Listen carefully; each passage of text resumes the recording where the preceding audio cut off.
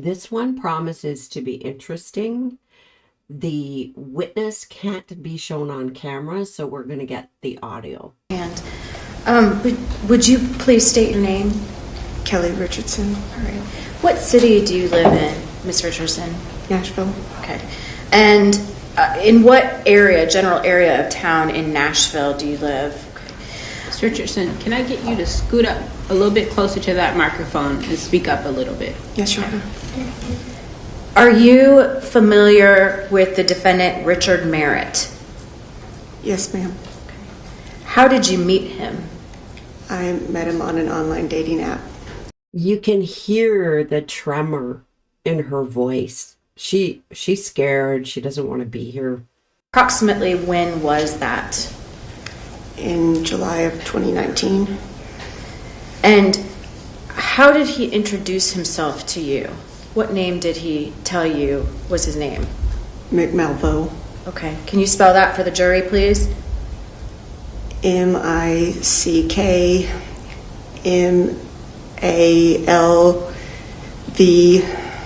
I think he spelled it MALVEAUX.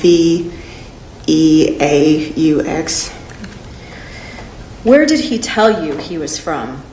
He said he was from Louisiana. Did he say what part of Louisiana? I don't remember if he told me he was originally from New Orleans or if he just indicated that he had been living there recently. Did he tell you what kind of work he did? I think he said it was marketing. Okay. And did you, before you met in person, how did you communicate? Marketing, yeah, marketing a new image, marketing his lies. This is only months after the death of his mother. He's on the run, and he puts himself on a dating app. Communicate with him. We texted back and forth using the app. Okay. And was that the online dating app that you're discussing? Yes, ma'am. This appears to be a screenshot of one of our conversations using the dating app. So what did Mick Malvo say he was doing in the Nashville area? He said that he was writing and that he was staying with a cousin and that he was a bartender. Did he say how long he had been in that area? I don't remember at this point. And did you ever meet him in person? Yes, ma'am. Do you see that person who identified himself to you as Mick Malvo here in court today? Yes, ma'am. Can you identify him by what he is wearing and where he is sitting? I'd ask that the record reflect that Ms. Richardson has identified the defendant. Approximately when did you meet him in person? In July of that 2019. And what did he look any different then than he does now? It's significantly different. I'm sorry, what is that a photograph of? This is the person who said that they were McValvo that I dated. And is that what he appeared like when you were dating him? After he shaved off part of his beard, yes. What was the defendant like, just his personality-wise? He was interesting and fun to be with. He was intelligent and gregarious and outgoing and a very smooth talker. Did you start a dating relationship with him? Yeah, we were seeing each other fairly steadily after about 3 weeks. You said that he was living in Nashville with his cousin. Did you ever go to where he was living? No, he made it sound like he was sleeping on a pull-out bed or a couch and that it was a small apartment and he was uncomfortable taking me over there. Did you ever meet his alleged... Red flags, eh? He just can't lay low. He has to jump on a dating app. He's going to continue on with his life and try and have a normal life in spite of everything. So he's just going to reinvent himself. It's scary, isn't it? The position this woman is in. That he's a smooth talker is no surprise. Beware the smooth talker. He's got this interesting cover story about why she can't come over. And that cover story serves two purposes. One is to help him hide. He can keep her from coming over and getting to know more about him. The other thing that this sets up the potential for is for him to use her, for him to exploit her empathy. Maybe she wants to be with him more often. Maybe she feels sorry for him. And then maybe she'll let him sleep on her couch or in her bed or let him move in. And that helps him a great deal. If he can find somebody to attach to, somebody innocent and unsuspecting, and how frightening, how awful that must be to be innocently dating someone, to have good intentions, and then to find out that he's a fugitive and there's a manhunt for him. Can you imagine? Alleged cousin. No. Did you ever meet any of his alleged family members? No. Did the defendant ever talk to you about his family? Yes. Or at least what he said was his family. Did he ever say anything about his mother? He said that she had died a few years before, and I think he said that it was of leukemia. And he would talk about how he was an orphan. Did he ever say anything about his relationship with his mother? He indicated that it was a bit fraught, that she had a strong personality. Did the defendant tell you whether he had previously been married? He told me he had been married before. Did he tell you whether he had children? He said that he had had a miscarriage with his wife, but otherwise he didn't have children. So he denies his children. That's no surprise, because if he admits to having children, she's going to ask questions about why they're not visiting or why he's not going to see them. Did he ever talk to you about nieces or nephews that he might have? He said that he had a niece that had cerebral palsy. Was the defendant working during the course of your relationship? Yes, Where? at Betty's. What is Betty's? It's a dive bar. Okay. What was he doing there? Do you know? He was a bartender, and he would do all the opening and closing jobs on the days that he worked. Did he have a driver's license? He had a paper copy of a license and told me that his was lost and he was just waiting for it to come in. And did he have that paper license during the entirety of your relationship? For at least part of it. And I remember asking him like a month or so in, what was going on with that? Like, why didn't he have his real license yet?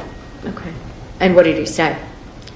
Oh, something must have gotten messed up or something to that effect.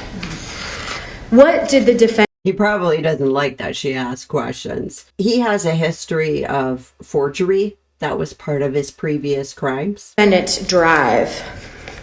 Lexus SUV. This is the car that he was driving while we were together. I think a Lexus SUV is a luxury vehicle. And unless it's an older model or dinged up or something, personally, I would find it odd that a guy working as a bartender who is a writer on the side, because we know unless you're famous, writers don't make any money, that he's driving a luxury vehicle like that. Maybe it's normal. Maybe I'm wrong. What was the defendant's attitude toward this car? He's very proud of it. Your Honor, this is the car that the defendant stole from his mother. Again, I think that the relevance just goes toward the lie that he continued to live. Additionally, it would go toward malice, the issue of malice. Ladies and gentlemen, I'm going to ask you to step into the jury room for just a moment, please. Ask the question again. Yes. What was the defendant's attitude about this car? He was very proud of it. And he seemed to use it as a way to bolster his credentials, that he was this persona that he had created. he was a successful executive who was just taking some time out to be a writer, but he was still this very high-class person and not someone who was a bartender at a beer bar. Can I ask? That's consistent with him having this jet-setting lifestyle, with him stealing all that money when he already had a lot of money, with him taking money from his mother on top of that and then not paying things back. It's important to him how he appears. I suspect that maybe one of the reasons he chose his wife was because she was going to be a doctor. Ask you to step out into the witness room for just a moment, please. Just a separate issue, I would ask that Ms. Montauk gets the objections in front of the jury. Well, I asked her to explain her objection. There's no other way to do that. The defendant during this entire time was living a false life. May I ask her if he ever said where he received the car, where he got the car? What's she gonna say? I actually don't recall. I'm not going to put up all the back and forth here. The judge ultimately rules that the witness cannot provide the testimony about how Mr. Merritt cultivated a particular image, and she cannot testify about what Mr. Merritt told her about how he obtained the vehicle. Remember the prosecution's mention of malice? The defense wants the prosecution's answer to the judge stricken. Here's the judge's response. No, that was her response to my question about how is this relevant? I understand. I will sustain the objection on the record when the jury comes back in. But I think the record needs to reflect that we had a discussion about her response to your objection. That's the way objections work.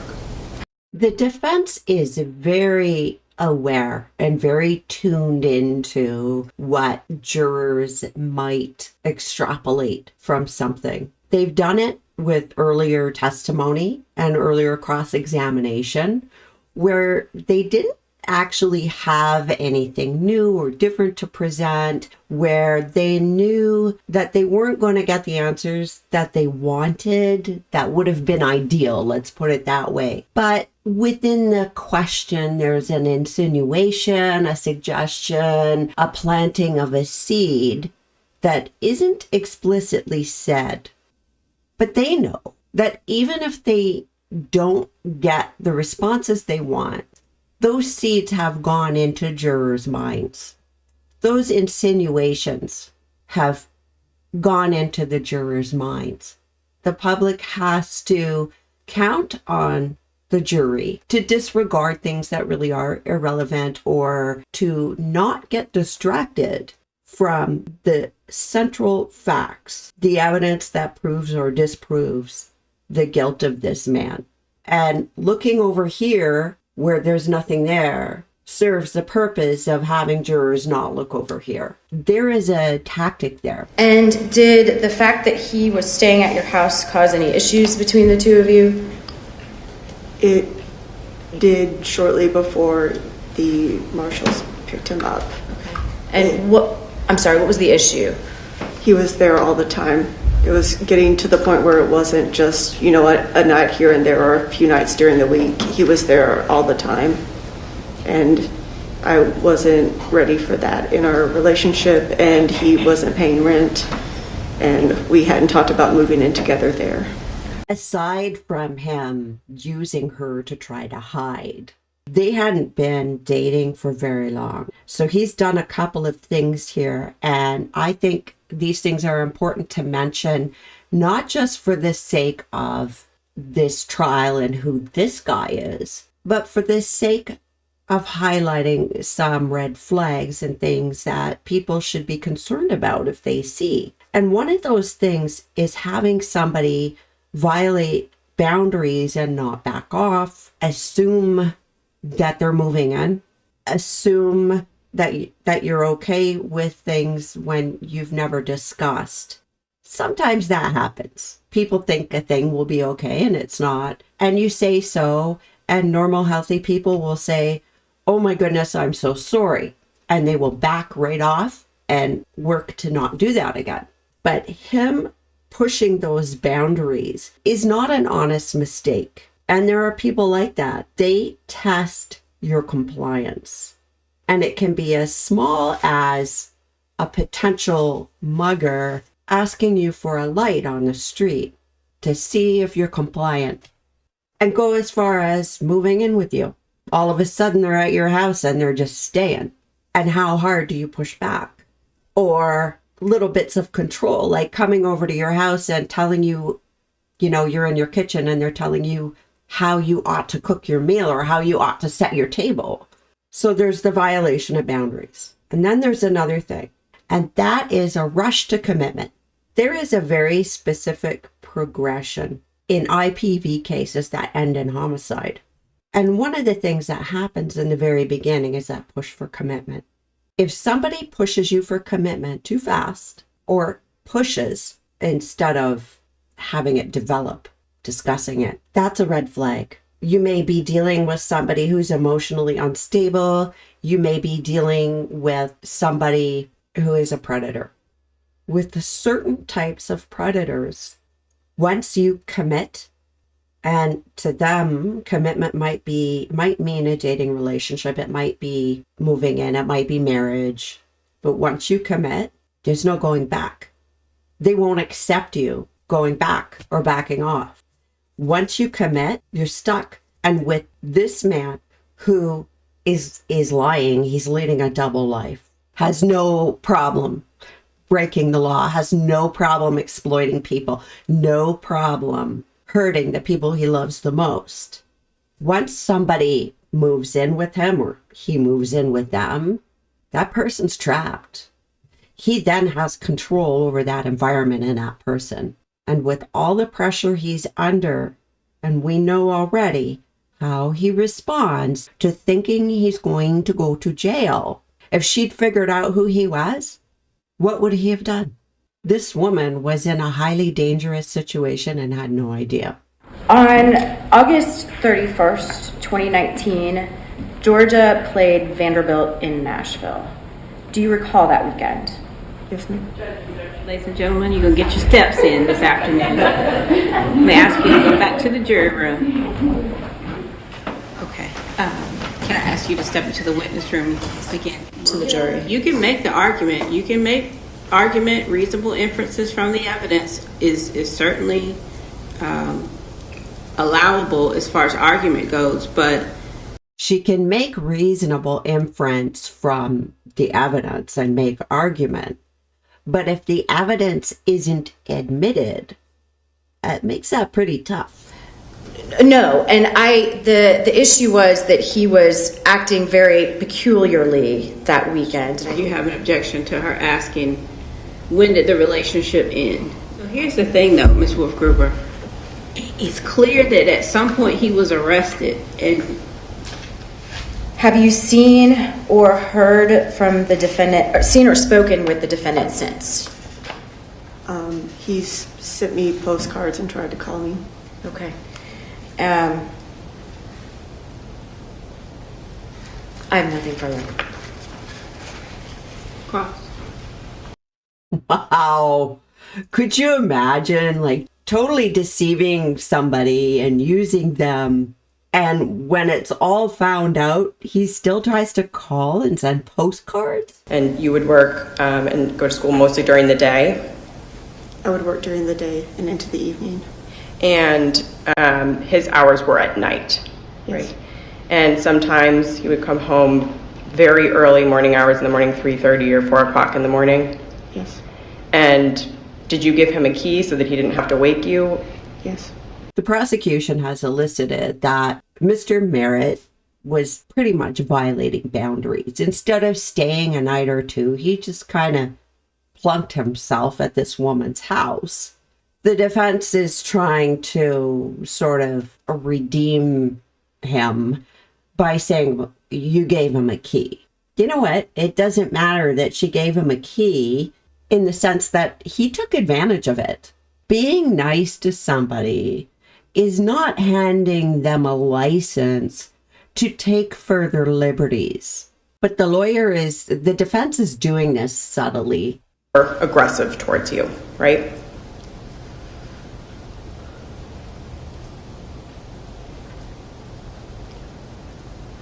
He was agitated and frantic at times, but he never tried to physically harm me. And you recall meeting with detectives in Nashville, Detectives McQuilkin and Detective Weissman. I don't remember their names offhand. I met with detectives after he was picked up. Okay. And you told them that he was not aggressive towards you, right? No, he never tried to be violent towards me. Okay. There is a difference between aggression and violence, and you can hear it when the witness is first asked the question. She paused for a long time, and her final answer is, well, he never actually hit me, right? While there's a distinction between abused aggression and outright assault, there doesn't have to be an outright assault for something to be abusive or aggressive. And I find it interesting that the two, between the lawyer and the witness, the lawyer is using the word aggressive. And it's clear that the witness is thinking assaultive. If this witness wanted to hurt him, she could play up the aggression, and she does not. Violence, right? I don't know what his reputation was. When you were dating him? I don't know what his reputation was with his friends. Okay. But he never displayed any physical violence towards you? Not towards me. Okay. Thank you. You used the words agitated and frantic. Can you describe what you mean? Just kind of elaborate on what you would describe defendant's behavior as?